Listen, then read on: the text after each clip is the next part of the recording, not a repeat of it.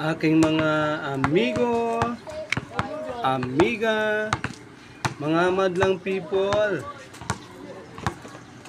magandang umaga, hapon at gabi. Ito si RG Barracks. Ito nga ipinapakita ko sa inyo ay isang physical fitness ng larong basketball, ang dribbling exercise.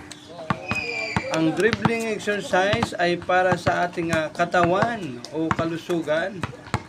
Ang benefits nito ay palakasin ang ating stamina, palakasin ang ating tibok ng puso, at higit sa lahat, magiging maliksi kayo at hindi na kayo basta-basta hihingalin.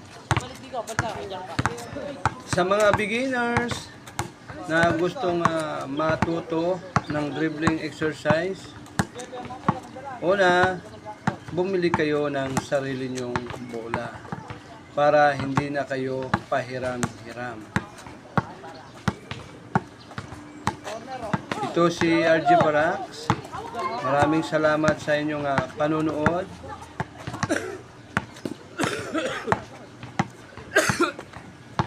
Opo, mga madlang people, tama po yan yung nakikita nyo. Si RG Barracks ay